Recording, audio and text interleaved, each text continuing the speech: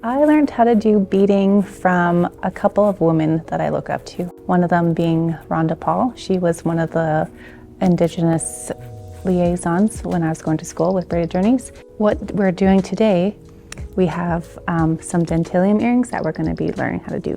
If you guys are feeling frustrated and you are having a hard time putting these earrings together, I just advise that you just take a moment for yourself to walk away and just collect yourself so that you don't put any negative energy or thoughts or frustration into your work, because if you're going to give them away to anybody, you don't want them to be carrying all of that emotion with them. You want them to have good positive energy so that they can feel joy and happiness and all of that love that you put into your pieces that you're making.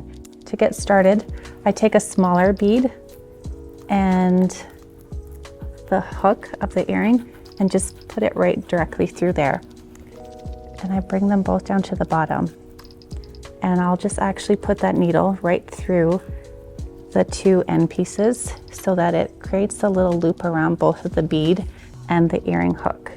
So now that I have my starter bead onto the earring hook, the thread is coming down, and so now I'm able to start attaching the rest of the earring. I always like to have it laid out in the way that I am going to put the earring together so that I don't get confused and I have everything all laid out. And then now I can start adding the different beads on. So I have a nice blue bead here. It's a big one.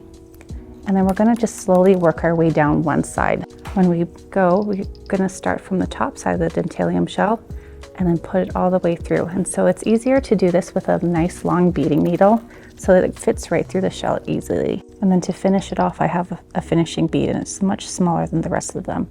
And I'm just literally gonna put that on there so that I can use that as a stopping point. And I can go back up the beads, the rest of the beads that I put on. So the blue beads, as well as the dentalium. And that little white one will just be the finishing bead at the bottom. And that is the finished product. So once you do one side, you repeat it on the other side, and you have your finished earring.